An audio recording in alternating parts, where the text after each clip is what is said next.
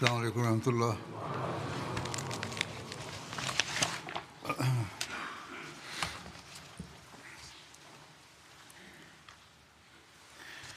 أشهد أن لا إله إلا الله وحده لا شريك له وأشهد أن محمدا عبده ورسوله أما بعد فأعوذ بالله من الشيطان الرجيم بسم الله الرحمن الرحيم الحمد لله رب العالمين الرحمن الرحيم مالك يوم الدين إياك نعبد وإياك نستعين اهدنا الصراط المستقيم صراط الذين أنعمت عليهم غير المغضوب عليهم ولا الضالين.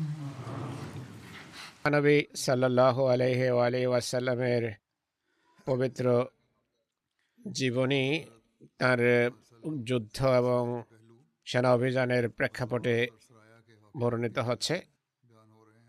এক্ষেত্রে সরিয়া বিন উকাশা হলো একটি সেনা অভিযান। উকাশা বিন মেসন সেনা অভিযান বা সরিয়া অনুষ্ঠিত হয়েছে গমর মরজুকের এলাকায় 6 হিজরির রবিউল আউয়াল মাসে এটি সংঘটিত হয়েছে। সিরাত খাতামুন নবীনে হযরত মির্জা বশির আহমদ সাহেব লিখেছেন,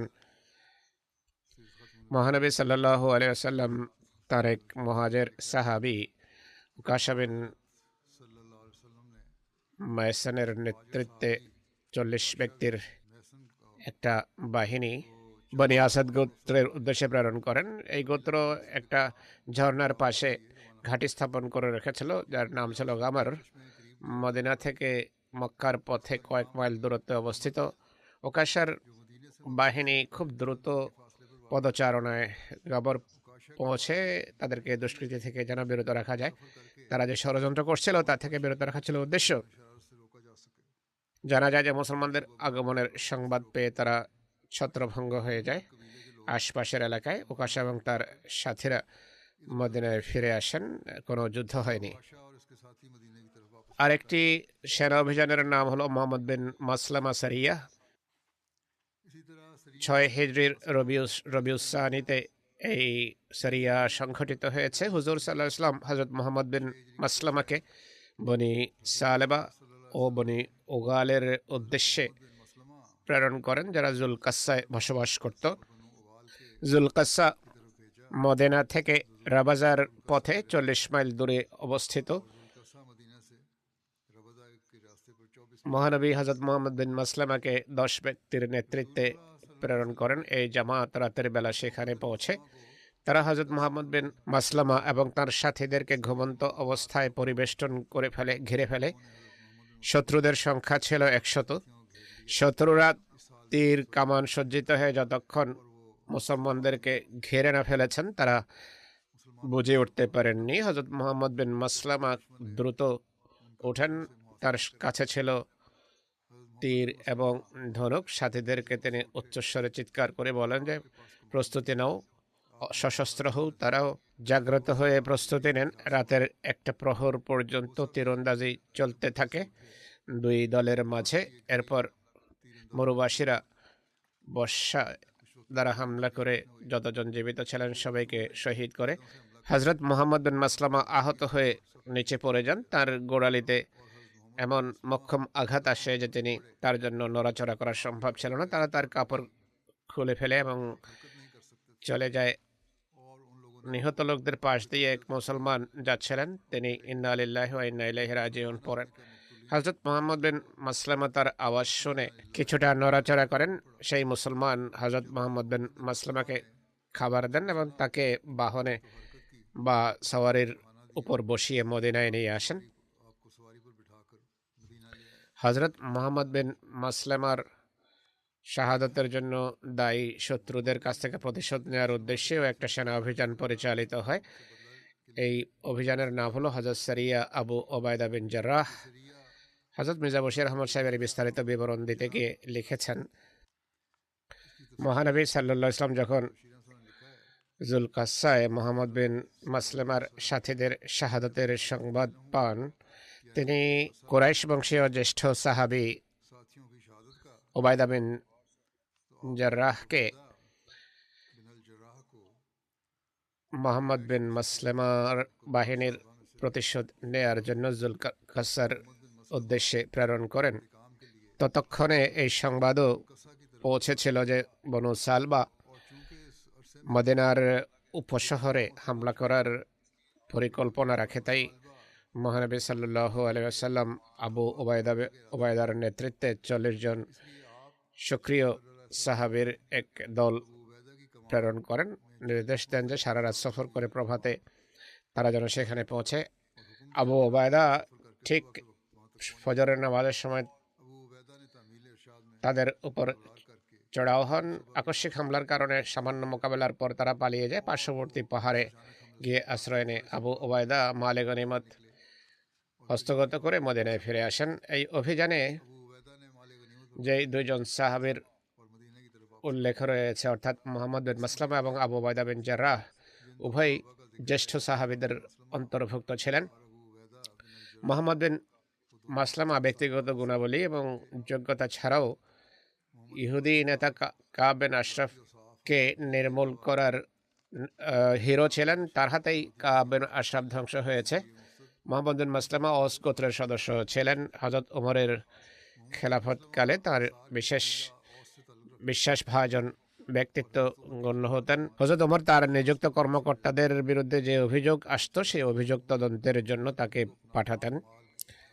হযরত উসমানের ইন্তেকালের পর মুসলমানদের মাঝে যখন অভ্যন্তরীণ নৈরাজ্যের দ্বার উন্মোচিত হয়, মোহাম্মদ বিন মাসলামা তাঁর তরবারি এক পাথরে আঘাত করে ভেঙে ফেলেন এবং হাতে এক ছড়ি নিয়ে নেন। কেউ এর কারণ জিজ্ঞেস করলে তিনি বলেন, মহানবী সাল্লাল্লাহু আলাইহি সাল্লাম এর কাছে এটি শুনেছি, মুসলমানদের মাঝে পারস্পরিক হত্যা এবং রক্তপাতের দ্বার যখন উন্মোচিত হবে, তুমি তরবারি ভেঙে ঘরে সেভাবে বসে যেও যেভাবে কোনো ঘরে তার ঘরের মেঝে পড়ে থাকে। এই নির্দেশ বিশেষভাবে মোহাম্মদ বিন মাসলামা বা এই বিশেষ নৈরাজ্যের জন্য ছিল। তবে অনেক সময় অভ্যন্তরীণ ফিতনার মোকাবেলা করাও একটা উন্নত ধর্মীয় খেদমত গণ্য হয়। দ্বিতীয় সাহাবী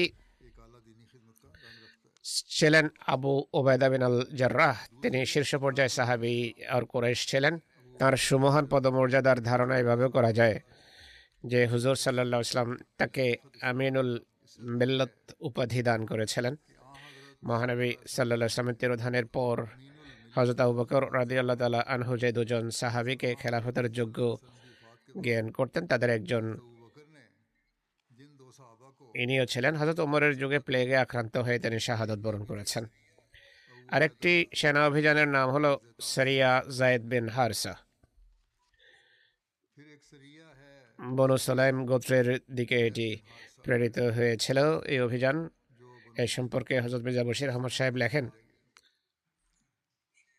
6 হিজরির রবিউল আখির মাসে হুজুর সাল্লাল্লাহু আলাইহি সাল্লাম তার মুক্ত কৃতদাস যায়েদ বিন হারসার নেতৃত্বে কয়েকজন মুসলমানকে বনি সালাইম গোত্রের উদ্দেশ্যে প্রেরণ করেন। এই গোত্র তখন নজদ এলাকায় জম্মু নামক স্থানে বসবাস করছিল আর দীর্ঘদিন থেকে মহানবীর বিরুদ্ধে তারা যুদ্ধরত ছিল। পরীক্ষার যুদ্ধেও এই গোত্র মুসলমানদের বিরুদ্ধে উল্লেখযোগ্য ভূমিকা রেখেছে। যায়েদ বিন হারসা এবং তার সাথীরা যখন জম্মু পৌঁছেন, যা মদিনা থেকে প্রায় 50 মাইল দূরে অবস্থিত ছিল, সেই জায়গা তারা খালি দেখেন। অবশ্য তারা মদিনা গোত্রের লিমা নামী এক মহিলার কাছে সেই জায়গার সংবাদ পান, যেখানে বনু সালাইমের একটা অংশ তাদের গবাদি পশু চারা ছিল। এই মহিলাও ইসলাম বিরোধী ছিল। মুসলমানরা এটিকে কাজে লাগিয়ে অর্থাৎ জায়েদ বিন হারসা সেই জায়গায় ছাপা মারেন। সেই আক্রমণে ভীতত্রস্ত হয়ে তারা ছত্রভঙ্গ হয়ে যায়। মুসলমানদের হাতে কিছু লোক এবং কিছু গবাদি পশু আসে, যা নিয়ে তারা মদিনায় এসে যায়। দৈবক্রমে তাদের মাঝে হালিমার স্বামীও ছিল, যদিও সে বিবদমান শত্রু ছিল রসুল করিম সাল্লাল্লাহু ইসলামের। তবু মহানবী হালিমার এই সাহায্যের কারণে, অর্থাৎ হালিমা যে সাহায্য করেছে, শুধু হালিমাকেই রক্তপণ না নিয়ে মুক্ত করেননি, বরং তার স্বামীকে অনুগ্রহ করে ছেড়ে দিয়েছেন। হালিমা এবং তার স্বামী সানন্দে স্বদেশে ফিরে যায়।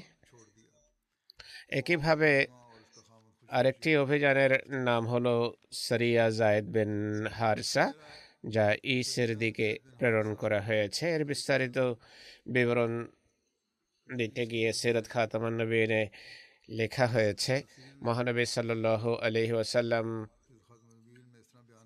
6 হিজরির জামাদিউল উলা মাসে জায়েদ বিন হারসাকে 170 জন সাহাবীর নেতৃত্বে পুনরায় মদিনা থেকে প্রেরণ করেন। এই অভিযানের উদ্দেশ্য জীবনীকারেরা যা উল্লেখ করেছেন তা হলো, সিরিয়া থেকে মক্কার এক কাফেলা আসছিল, সেটিকে বাধা দেওয়ার জন্য মহানবী এই দলটি প্রেরণ করেন। কুরাইশ কাফেলা সবসময় সশস্ত্র হতো। মক্কা এবং সিরিয়ায় আনাগোনার পথে তারা মদিনার একান্ত পাশ ঘেঁষে অতিক্রম করত, যে কারণে সবসময় তাদের পক্ষ থেকে আশঙ্কা থাকত। এছাড়া এই কাফেলা যে পথে আনাগোনা করত, আরব গোত্রগুলোকে মুসলমানদের বিরুদ্ধে উত্তেজিত করত, যে কারণে সারা দেশে মুসলমানদের বিরুদ্ধে শত্রুতার এক ভয়াবহ অগ্নি প্রজ্বলিত হচ্ছিল। এই কারণে তাদের বাধা দেওয়া আবশ্যক ছিল। এই কারণে মহানবী কাফেলার সংবাদ পেয়ে জায়েদ বিন হারসাকে এই উদ্দেশ্যে প্রেরণ করেন। তিনি খুবই বুদ্ধিমত্তার সাথে সঙ্গোপনে সফর অব্যাহত রাখেন। ইস নামক স্থানে গিয়ে শত্রুকে কাবু করেন। ইস মদিনা থেকে 4 দিনের সফরের দূরত্বে সমুদ্র তীরবর্তী অঞ্চলে অবস্থিত। এটি যেহেতু আকস্মিক হামলা ছিল, কাফেলার লোকেরা মুসলমানদের আক্রমণের মোকাবেলা করতে পারেনি। নিজেদের সাজ সরঞ্জাম রেখে তারা পালিয়ে যায়। জায়েদ কতক বন্দী এবং কাফেলার সাজ সরঞ্জাম হস্তগত করে মদিনার উদ্দেশ্যে যাত্রা করেন এবং মহানবীর সকাশে উপস্থিত হন। এসব ঘটনায় আবুল আস বিন রবির বন্দী হওয়া এবং ইসলাম গ্রহণের ঘটনার উল্লেখ রয়েছে। এর বিস্তারিত বিবরণ হলো, ইবনে ইসহাক বলছেন, মক্কা বিজয়ের পূর্বে আবুল আস বিন রবি বাণিজ্যের উদ্দেশ্যে তার পণ্য এবং কুরাইশের পণ্য নিয়ে সিরিয়ার উদ্দেশ্যে যাত্রা করেন। ব্যবসা বাণিজ্য সম্পাদন করে যখন কাফেলা নিয়ে ফিরে আসছিলেন, মহানবীর এক বাহিনীর মুখোমুখি হয় তারা। সাহাবীরা সেই কাফেলার সব ধন সম্পদ হস্তগত করে এবং কাফেলার লোকদেরকে বন্দি করে ফেলে। ইবনে সাদ লিখেছেন, হযরত জায়েদ এই কাফেলা যাতে আবুল আস ছিল, তাদের সবাইকে গ্রেফতার করে মদিনা নিয়ে আসে। ইমাম জোহরি এবং ইবনে উকবার মতে আবু বসির আবু জন্দলের সাথীরা আবুল আসের এই কাফেলার ধন সম্পদ হস্তগত করে তাদেরকে বন্দি করে এবং সিফুল ঠিকানায় তাদেরকে বন্দি করা হয়। সিফুল বারের কথা পূর্বে বলা হয়েছে। এটি ইসের পার্শ্ববর্তী সমুদ্র উপকূলীয় অঞ্চল। তারা উভয়েই কাফেলার কাউকেই হত্যা করেননি, কেননা মহানবী সাল্লাল্লাহু আলাইহি সাল্লামের সাথে আবুল আসের শ্বশুর হিসেবে সম্পর্ক ছিল। ইনি মহানবী সাল্লাল্লাহু আলাইহি সাল্লামের জামাতা ছিলেন। এক রওয়ায়াত অনুসারে আবুল আস জায়েদ বিন হারেসার বাহিনীর হাত ফসকে পালিয়ে গিয়েছিল, কিন্তু মুসলমানরা যখন কাফেলার ধন সম্পদ নিয়ে মদিনায় চলে আসেন, তখন আবুল আস রাতের বেলা মদিনায় আসেন। তার স্ত্রী হযরত জায়নাব বিনতে রাসূল সাল্লাল্লাহু আলাইহি সাল্লামের কাছে আসেন এবং তার কাছে আশ্রয় প্রার্থনা করেন। হযরত জায়নাব আবুল আসকে আশ্রয় দেন। মহানবী যখন ফজরের নামাজ পড়ান, মহানবীর সাথে নামাজিরাও তাকবীর দেয়। হযরত জায়নাব তখন সুফাতুন নেসা থেকে, অর্থাৎ মহিলাদের জন্য যেই জায়গা ছিল, সেখান থেকে 52 রওয়ায়াত অনুসারে দরজায় দাঁড়িয়ে উচ্চস্বরে বলেন যে, হে লোক সকল, আমি আবুল আসকে আশ্রয় দিয়েছি।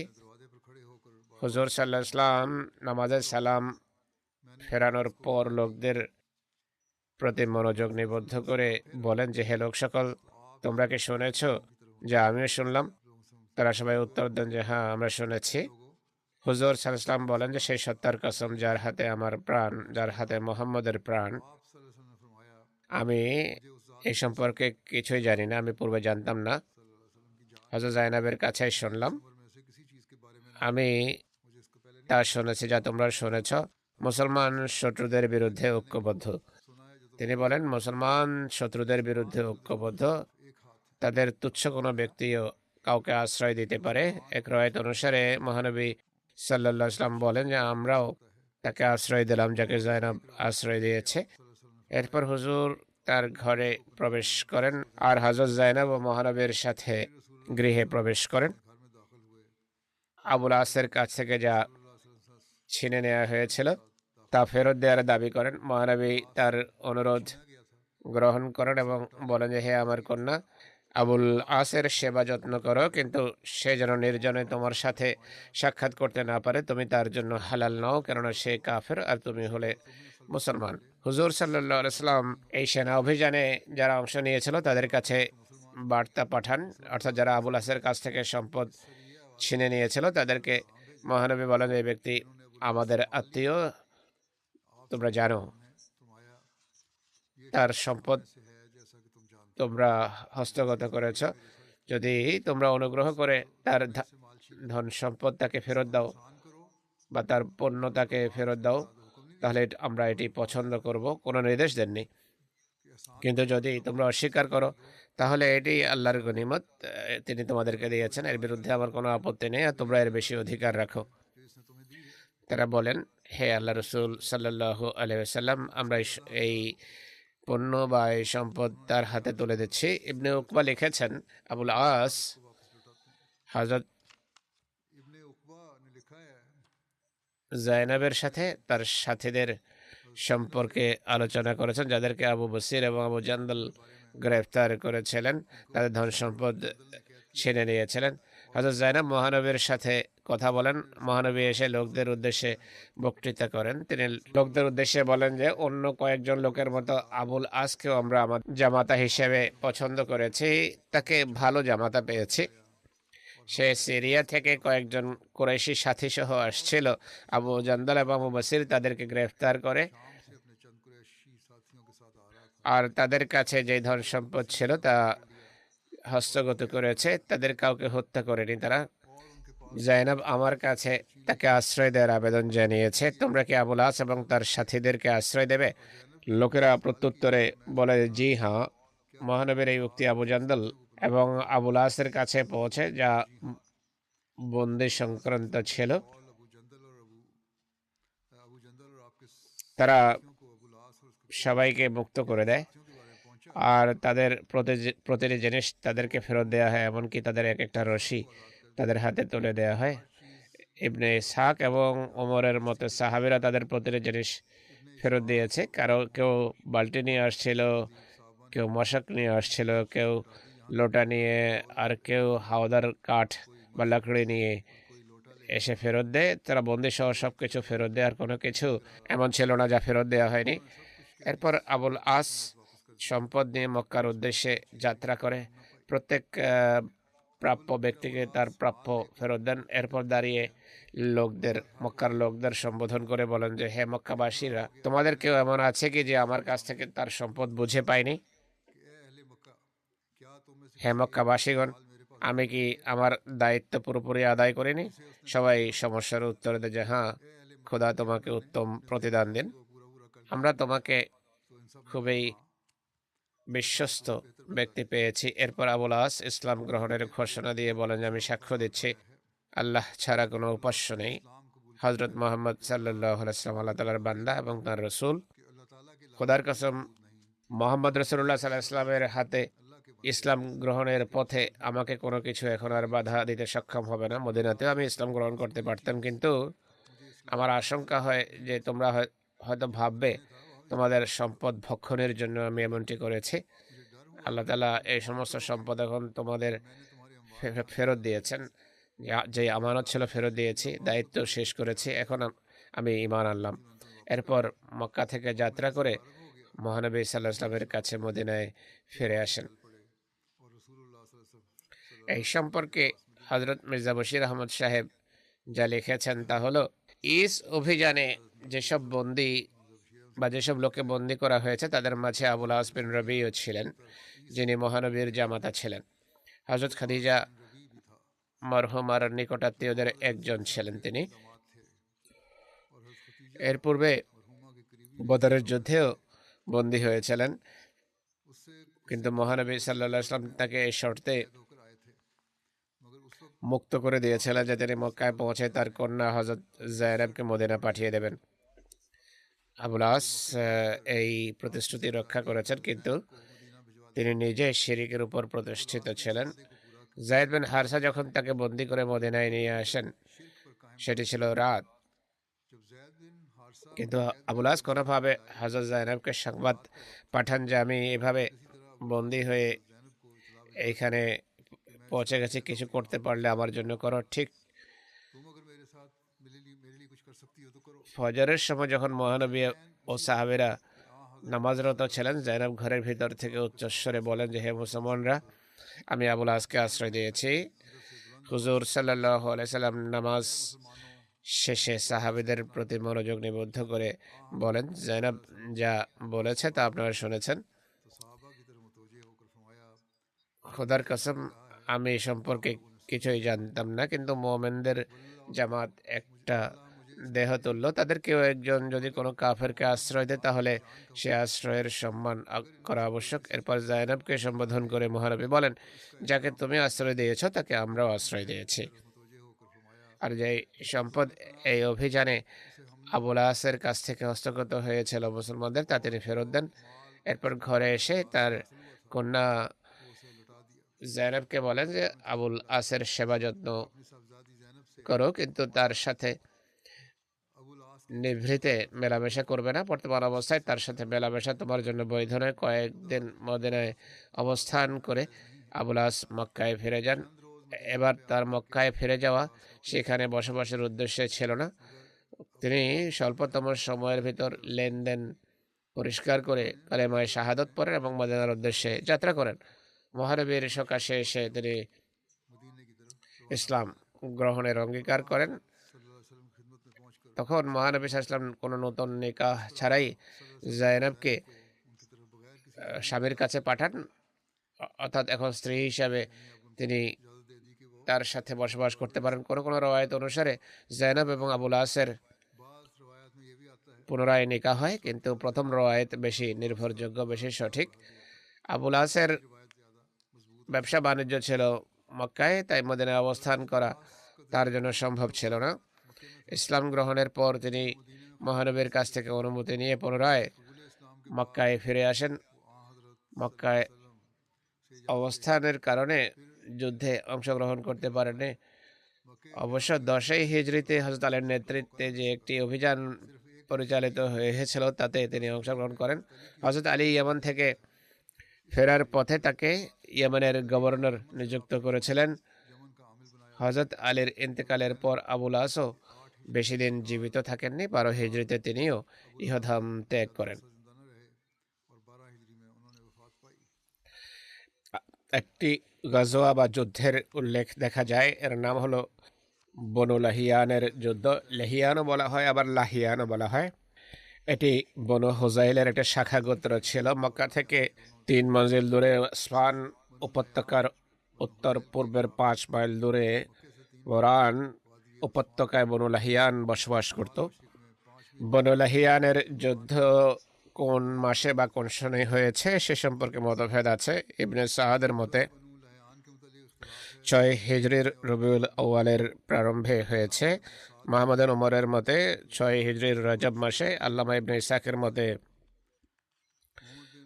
বনু কুরাইজার যুদ্ধের 6 মাস পর 6 হিজরির জামাদিউল উলাতে সংঘটিত হয়েছে। আল্লামা হাকিম লিখেছেন যে এটি শাওয়াল মাসে সংঘটিত হয়েছে। ইবনে হাজম বলেছেন এটি 5ম হিজরিতে, যাহাবি 6ষ্ঠ, আর কোন কোন জীবনীকারেরা 4 হিজরিতে হয়েছে বলে উল্লেখ করেছেন। হযরত মির্জা বশির আহমদ সাহেব 6 হিজরির জামাদিউল উলা মোতাবেক 627 খ্রিস্টাব্দে হয়েছে বলে উল্লেখ করেছেন। তিনি বলেন, বনু লাহিয়ানের যুদ্ধ সম্পর্কে ঐতিহাসিকদের মাঝে মতভেদ রয়েছে। ইবনে সাদ সেটি 6 হিজরি জামাদিউল উলাতে হয়েছে বলে উল্লেখ করেছেন। ইবনে সাদ এবং তাবরি বলেছেন যে সেটি 6 হিজরি জামাদিউল উলাতে হয়েছে। তিনি বলেন, আমি এখানে ইবনে সাকের কথাই নিয়েছি, অর্থাৎ তার মতে সেটি সঠিক। আল্লাহ তাআলা ভালো জানেন। বনু লাহিয়ানের পটভূমি সম্পর্কে লেখা হয়েছে যে হযরত মির্জা বশির আহমদ সাহেব রজিতে যেই বেদনাদায়ক ঘটনা, যে হৃদয় বিদারক ঘটনা ঘটেছে, সেই ঘটনার বরাত টেনে তিনি বলেন, তখন 10 জন নিরীহ নিষ্পাপ মুসলমান যারা ইসলামের শান্তিপূর্ণ শিক্ষার তাবলীগের জন্য প্রেরিত হয়েছিলেন, তাদেরকে নির্দয়ভাবে প্রতারণামূলকভাবে হত্যা করা হয়েছে। আর এই পুরো ফিতনার পেছনে হাত ছিল বনু লাহিয়ানের, যারা সেই যুগে মক্কা এবং মদিনার মধ্যবর্তী ওরান উপত্যকায় বসবাস করছিল। এই ঘটনার কারণে মহানবী স্বাভাবিকভাবেই খুবই মর্মাহত ছিলেন। বনু লাহিয়ানের আচরণ যেহেতু তখনও শত্রুভাবাপন্ন এবং নৈরাজ্যপূর্ণ ছিল, ভবিষ্যতে মুসলমানদের বিরুদ্ধে যেন তারা আর কোনো ফিতনা বা নৈরাজ্যের কারণ হতে না পারে, সে কারণে প্রশাসনিক দৃষ্টিকোণ থেকে মহানবী সাল্লাল্লাহু আলাইহি ওয়াসাল্লাম তাদের বিষয়ে কিছুটা সাবধানতা অবলম্বন করা যুক্তিযুক্ত মনে করলেন, যেন ভবিষ্যতে মুসলমানরা তাদের ফিতনা এবং নৈরাজ্য থেকে নিরাপদ থাকে। এই উদ্দেশ্যে হুজুর সাল্লাল্লাহু আলাইহি ওয়াসাল্লাম হযরত ইবনে মাকতুমকে মদিনায় তার নায়েব নিযুক্ত করেন। সেই অভিযানে যাত্রার পূর্বে যাই হোক তিনি বের হন আর ইবনে মাকতুমকে নায়েব নিযুক্ত করেন। হুজুর সাল্লাল্লাহু আলাইহি সাল্লাম তার সাথে 2 জন সাহাবী 20টি ঘোড়া নিয়ে মদিনা থেকে উত্তর দিকে সিরিয়ার রাস্তায় যাত্রা করেন। কিন্তু বনু লাহিয়ান মদিনার দক্ষিণে হেজাজে মক্কার পাশেই বসবাস করত। উত্তর দিকে বের হওয়া ছিল কৌশলমূলক। তিনি বনু লাহিয়ানের উপর তাদের অজ্ঞাতে আকস্মিক হামলা করতে চাইতেন, যেন হামলার সংবাদ পেয়ে কোথাও পালিয়ে না যায় তারা। এই উদ্দেশ্যে এমন রাস্তা নিয়েছেন যা সচরাচর ব্যবহার হতো না। ক্ষিপ্রবেগে সফর করে তিনি বনু লাহিয়ানের বসতি বুরানে পৌঁছেন। মহানবী সাল্লাল্লাহু আলাইহি ওয়াসাল্লামের সাহাবীরা যেখানে শহীদ হয়েছিল সেই জায়গায় পৌঁছেন। শহীদ সাহাবীদের জন্য তিনি আল্লাহর কাছে রহমতের দোয়া করেন। বনু লাহিয়ান তার আগমনের সংবাদ পেয়ে যায়। তারা পাহাড়ের চূড়ার দিকে ছুটে যায়, তাদেরকেও ধরা পড়েনি। দু একদিন তিনি সেখানে অবস্থান করেন। চতুর্দিকে লোক পাঠিয়েছেন, কিন্তু কেউ ধরা পড়েনি।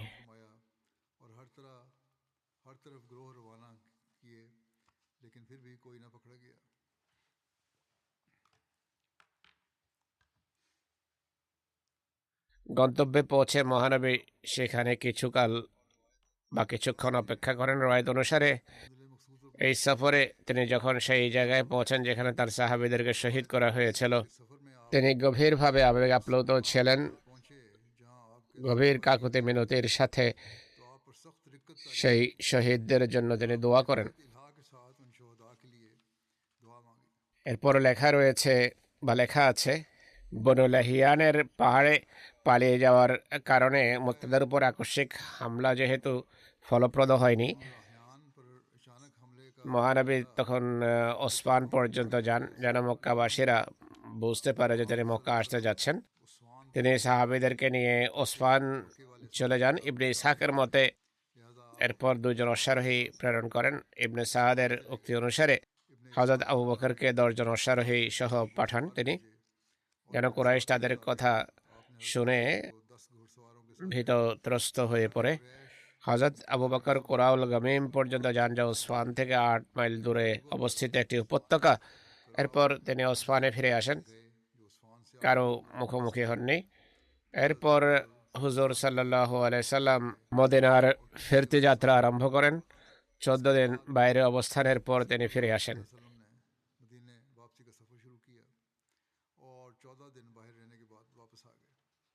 হজরত মির্জা বশির আহমদ সাহেব লেখেন, ফেরার পথে হুজুর সাল্লাল্লাহু আলাইহি ওয়াসাল্লাম একটি দোয়া করেছেন, যা পরবর্তীতে মুসলমানরা তাদের গুরুত্বপূর্ণ সফর থেকে ফেরার পথে প্রায়শ পড়তেন। দোয়া হলো, আয়েবুনা তায়েবুনা আবেদুনা সাজেদুন লিরাব্বিনা হামিদুন, অর্থাৎ আমরা আমাদের প্রভুর দিকে প্রত্যাবর্তনকারী, তারই পানে ঝুঁকি, তারই ইবাদত করি, তার সামনে আমরা সাজদাবনত হই এবং আমাদের প্রভুর প্রশংসা গান আমরা গাই। হুজুর সাল্লাল্লাহু আলাইহি সাল্লাম নিজেও তার পরবর্তী সফরগুলোতে এই প্রায় সময় দোয়া করতেন। এর সাথে আরও কিছু শব্দ যিনি যোগ করতেন, তা হলো সাদাকাল্লাহু ওয়াদাহু ওয়া নাসারা আবদাহু ওয়া হাজামাল আহজাবা ওয়াহদাহু, আমাদের খোদা তার প্রতিশ্রুতি রক্ষা করেছেন, তার বান্দাকে তিনি সাহায্য করেছেন, শত্রু বাহিনীকে নিজেই পরাস্ত করেছেন বা পিছু হটিয়ে দিয়েছেন।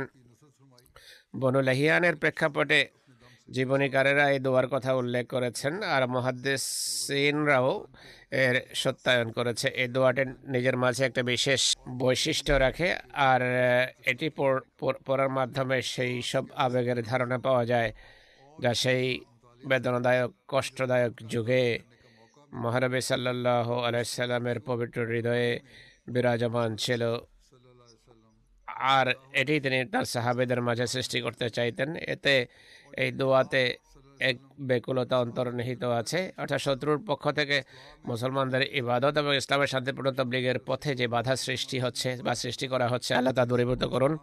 আর খোদা তাআলা এই প্রতিবন্ধকতাকে যতটা দূরীভূত করেছেন তার জন্য এতে কৃতজ্ঞতার বইয়ের প্রকাশ ছিল। এর দৃষ্টান্ত এভাবে দেওয়া যায় যে, ধরুন এক ব্যক্তি খুবই চিত্তাকর্ষক কাজে মগ্ন, হঠাৎ করে কোনো ব্যক্তি এসে তার কাজে প্রতিবন্ধকতা সৃষ্টি করে, তার মনোসংযোগ নষ্ট করে, কিন্তু স্বল্পক্ষণ পর ঐশী কৃপার অধীনে সেই প্রতিবন্ধকতা দূরীভূত হয়ে যায়।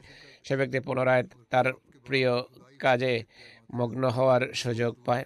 এমন সময় সে ব্যক্তির হৃদয়ে যে আবেগ সৃষ্টি হবে সেটি এই দোয়াতে প্রচ্ছন্ন রয়েছে। কেননা মহানবী সাল্লাল্লাহু আলাইহি ওয়াসাল্লাম বলেন, আমরা এই সফরের সাময়িক প্রতিবন্ধকতা থেকে মুক্ত হয়ে পুনরায় সেই অবস্থার দিকে ফিরে আসি, যাতে আমরা আমাদের প্রভুর স্মরণে মত্ত থাকতে পারবো এবং তার প্রশংসার গান গাওয়ার সুযোগ পাবো। হ্যাঁ, সেই খোদাই যিনি পূর্বেও বহুবার আমাদেরকে শত্রুর আক্রমণ থেকে রক্ষা করে নিরাপত্তা দিয়েছেন। এই আবেগ কত বরকতময়, কত আকর্ষণীয়, কত শান্তিপূর্ণ, কিন্তু পরিতাপের বিষয় হলো তা সত্ত্বেও ইসলামের কিছু শত্রু আপত্তি করা থেকে বিরত হয় না। আর এটি বলে যে মহানবী এবং তার সাহাবীদের মূল উদ্দেশ্য ছিল আক্রমণাত্মকভাবে সৈন্য পরিচালনা করা এবং জাগতিক স্বার্থ চরিতার্থ করা। নাউজুবিল্লাহ।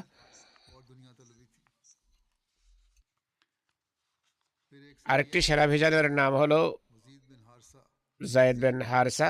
6 হিজরি জমাদিউল আখিরাতে এটি সংঘটিত হয়েছে। মহানবী সাল্লাল্লাহু আলাইহি ওয়াসাল্লাম হযরত যায়েদ বিন হারসাকে বনু সালবা বিন সাদের দিকে তারিফ নামক স্থানে প্রেরণ করেন। তারিফ বনু সালবার একটি কূপের নাম, যা ইরাকের পথে মদিনা থেকে 36 মাইল দূরে অবস্থিত। হযরত যায়েদ বিন হারসা 15 ব্যক্তিকে সাথে নিয়ে বের হন। তারিফ নামক স্থানে পৌঁছেন উট এবং ছাগপাল হস্তগত করেন। মরুবাসীরা ভয় পেয়ে যায় যে মহানবী হয়তো তাদের উদ্দেশ্যে বেরিয়েছেন। তারা সেখান থেকে পালিয়ে যায়। যায়েদ বিন হারসা গবাদি পশু হেঁকে মদিনা নিয়ে আসেন। বনু সালেবার লোকেরা সাহাবীদের সন্ধানে বেরিয়েছিল, কিন্তু তারা সাহাবীদের নাগাল পায়নি। সাহাবীরা 20টি উট নিয়ে ফিরে আসেন। 4 রাত তারা বাইরে ছিলেন এই অভিযানের উদ্দেশ্যে। যুদ্ধ হয়নি। এই অভিযানে মুসলমানদের কোড ওয়ার্ড ছিল আমেত আমেত। বাকি ইনশাল্লাহ পরবর্তী খুতবায় বর্ণনা করব। বর্তমানের পৃথিবীতে বিরাজমান অবস্থা সম্পর্কে আপনারা সবাই অবগত আছেন। সিরিয়ার যে পরিস্থিতি সামনে এসেছে তা এখনো ঘোলাটে। আপাত দৃষ্টিতে এক স্বৈরাচারী রাজত্বের অবসান ঘটেছে, কিন্তু দোয়া করুন পরবর্তী সরকার যেন ন্যায়পরায়ণ হয়। যারা এখন ক্ষমতা কুক্ষিগত করেছে তারা বলছে যে আমরা ইনসাফ করব, কিন্তু দেখা এটি গিয়েছে যে যখন ক্ষমতা হাতে আসে মানুষ বলে কিছু আর করে ভিন্ন কিছু। আল্লাহ এই অঞ্চলের আহমদীদের সুরক্ষা করুন। বিশ্লেষকরা লিখছে যে বাহ্যত জনসাধারণ অন্যায়ের অবসানে উল্লসিত, কিন্তু ভবিষ্যতে কি হবে তা একেবারেই অস্পষ্ট। একইভাবে ইসরায়েল বিনা কারণে সিরিয়ার ভেতর হামলা রচনা করছে। আপাত দৃষ্টিতে ইসলামী বিশ্বের বিরুদ্ধে এদের অভিসন্ধি রয়েছে, কেউ তাদের হাত থেকে নিরাপদ নয়। পাকিস্তানের জন্য দোয়া করুন, ইরান এবং অন্যান্য দেশের জন্য দোয়া করুন। আল্লাহ তাআলা মুসলমানদেরকে বিবেক বুদ্ধি দিন, কাণ্ডজ্ঞান দান করুন। দলাদলি, ফেরকাবাজি এবং ক্ষমতার লোভ লিপ্সার যেন অবসান ঘটে এবং তারা যেন ঐক্যবদ্ধ হতে পারে। যদি এই ধারা অব্যাহত থাকে, মুসলমানদের পক্ষ থেকে এমন আচরণ যদি অব্যাহত থাকে, তাহলে প্রশ্ন হলো এমন অত্যাচারীদেরকে আল্লাহ কিভাবে সাহায্য করতে পারেন যারা স্বদেশীদেরকেই হত্যা করছে। দোয়া করুন আল্লাহ তাআলা সব আহমদীকে তাদের দুষ্কৃতি অপকর্ম থেকে যেন নিরাপদ রাখেন। আহমদীরা মুসলমানদের পক্ষ থেকেও নামদারি মুসলমানদের হাতেও নিরাপদ নয়, আর অন্যদের হাত থেকেও নিরাপদ নয় যারা ইসলাম বিদ্বেষী। আল্লাহ তাআলা কৃপা করুন, সকল অর্থে যিনি আমাদের সুরক্ষা করুন। একইভাবে প্রাকৃতিক দুর্যোগও আজকাল আঘাত হানছে। তুফান আসছে। মায়োটে সম্প্রতি তুফান ঘূর্ণিঝড় হয়েছে। আহমদের আল্লাহ তাআলার ফজলে নিরাপদ রয়েছে। জামাত সেখানে মানব সেবা করছে। সরকার সেটির ভূয়সী প্রশংসা করেছে। সেখানে মানুষ খাদ্য সামগ্রী বহু মূল্যে বিক্রি করছে। ক্ষুধার্তরা যেখানে খাবার পাচ্ছে না সেখানে জামাত খেদমত করছে, খাবার খাওয়াচ্ছে। দোয়া করুন খোদা তাআলা যেন এসব দ্বীপকে, এই দ্বীপগুলোকে প্রাকৃতিক দুর্যোগ, প্রাকৃতিক ধ্বংসযজ্ঞ থেকে রক্ষা করেন। নামাজের পর আমি জানাজা গায়েবানা পড়াবো। প্রথম জানাজা আমির হাসান মুরানি শহীদ সাহেবের, যিনি নুসরতাবাদের তুর মোহাম্মদ মিরপুর খাসের পুত্র ছিলেন। সম্প্রতি তাকে শহীদ করা হয়। ইন্না লিল্লাহি ওয়া ইন্না ইলাইহি রাজিউন। মসজিদ থেকে ঘরে ফিরছিলেন, গুলি করে তাকে শহীদ করা হয়। মরহুম মুসি ছিলেন। শোকসন্তপ্ত পরিবারে মা, স্ত্রী, 2 পুত্র এবং 3 কন্যা তিনি ছেড়ে গেছেন। এছাড়া ভাই বোনও রয়েছে। ঘটনার বিস্তারিত বিবরণ হলো, মীর হাসান সাহেব 13 ডিসেম্বর তাহাজ্জুদ এবং বা জামাত ফজরের নামাজ এরপর ঘরে ফিরে যাচ্ছিলেন। পুত্র তাইমুরও সাথে ছিল, যার বয়স ছিল 12 বছর। ঘর এবং মসজিদের মধ্যবর্তী সড়ক অতিক্রম করার পূর্বেই 2 জন অজ্ঞাত পরিচয় মোটর আরোহী, যারা পূর্বেই উৎপেতে ছিল, চেহারা ঢেকে রেখেছিল, কাছে এসে তার নাম জিজ্ঞেস করে চিনতে পেরে গুলি করে। শহীদ মরহুমের গায়ে 5টি গুলি লাগে। ঘটনাস্থলেই তিনি শাহাদাত বরণ করেন। ইন্না লিল্লাহি ওয়া ইন্না ইলাইহি রাজিউন। আততায়ী এরপর অকুস্থল থেকে পালিয়ে যায়। তার পুত্র তাইমুরকে আল্লাহ তাআলা নিরাপদ রেখেছেন নিদর্শনমূলকভাবে। তার পুত্র পরম সাহসিকতার পরিচয় দিয়ে জামাতের সদস্যদেরকে সংবাদ দেয়। মরহুমের বংশে আহমদিয়ত তাদের বর্ণনা জনাব ধানি বক্স সাহেবের মাধ্যমে আসে, যিনি 1937 সনে দ্বিতীয় খলিফার যুগে বয়াত করেছিলেন। শহীদ মরহুমের দাদা আহমদি ছিলেন না,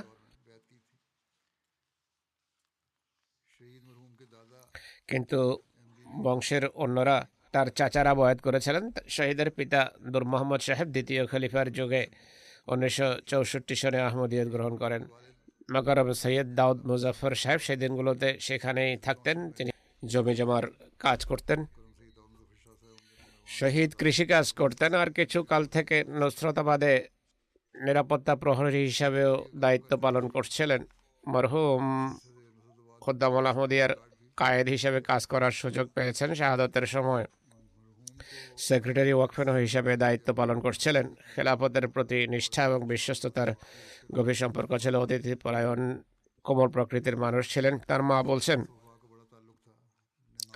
আমাদের জন্য পরম সম্মানের কারণ যে আমাদের পুত্র শহীদ হওয়ার সৌভাগ্য লাভ করেছে। দ্বিতীয় পুত্র যদি শহীদ আমাকে উৎসর্গ করতে হয় আমি প্রস্তুত।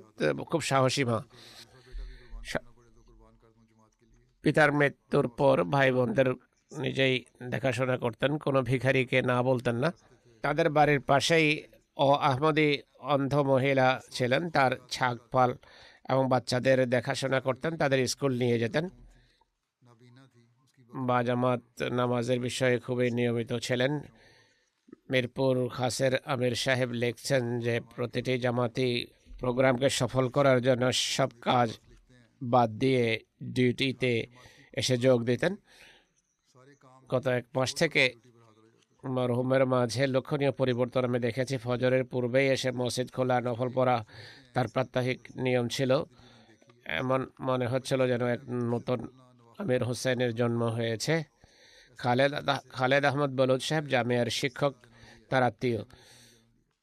তিনি লিখছেন তার গুণাবলীর মাঝে রয়েছে বীরত্ব এবং অন্যের কাজে আসা। যখনই তার সাথে কথা হতো আধ্যাত্মিক বিষয়াদি নিয়ে আলোচনা করতেন। প্রায়শ খোদা এবং বান্দার সম্পর্ক কিভাবে উন্নত করা যায় তা নিয়ে কথা বলতেন। আরেকজন মুরব্বী লিখছেন যে আমাদের এলাকায় গায়ের আহমদীদের সাথে তার সুসম্পর্ক ছিল। তার মৃত্যুতে দূর দূরান্ত থেকে মানুষ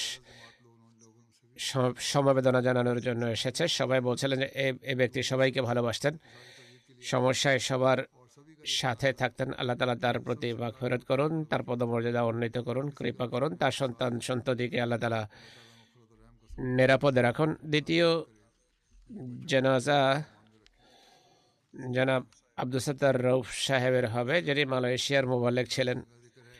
তিনি সম্প্রতি ৭৫ বছর বয়সে ইন্তেকাল করেছেন। ইন্না লিল্লাহি ওয়া ইন্না ইলাইহি রাজিউন। ১৯৭৩ সনের ১৫ই জানুয়ারি আহমদিয়ত গ্রহণের সৌভাগ্য হয়েছিল তার। ৭৭ সনের অক্টোবর মাসে জামিয়া আহমদিয়া রাবায় ভর্তি হন। মুবাশশির কোর্স শেষ করেন। বিভিন্ন দেশে জামাতের কাজ করার সুযোগ পেয়েছেন।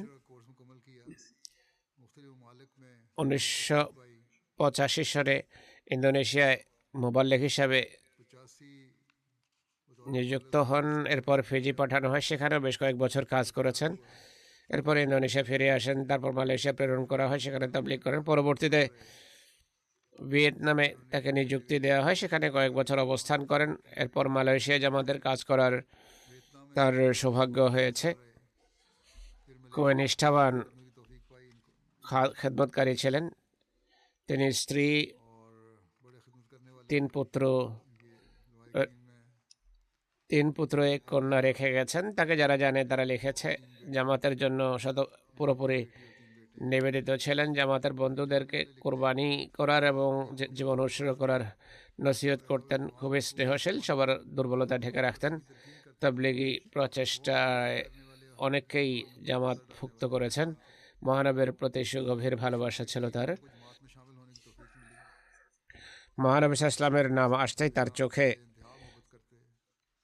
অস্ত্র নেমে আসতো। পৃথিবীর অন্যান্য দেশে গিয়ে জামাতের খেদমত করতে বলা হলে স্ত্রী সন্তানদের পেছনে রেখে চলে যেতেন। সবসময় জামাতের জন্য ত্যাগ স্বীকারে প্রস্তুত থাকতেন। আল্লাহ তাআলার প্রতি কৃপা করুন, মাগফিরাত করুন, তার পদমর্যাদা উন্নীত করুন, তার সন্তান সন্ততিকে তার পুণ্য ধরে রাখার তৌফিক দান করুন।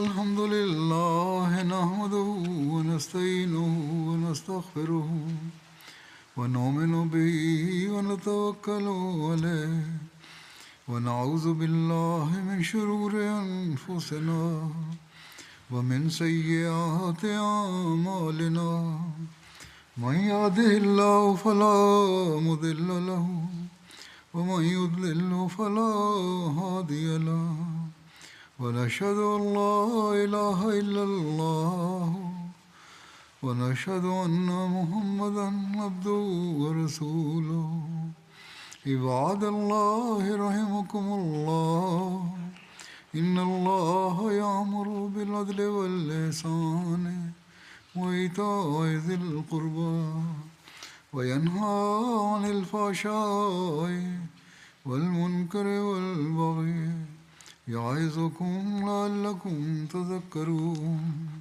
اذكروا الله يذكركم وادعوه يستجب لكم ولذكر الله أكبر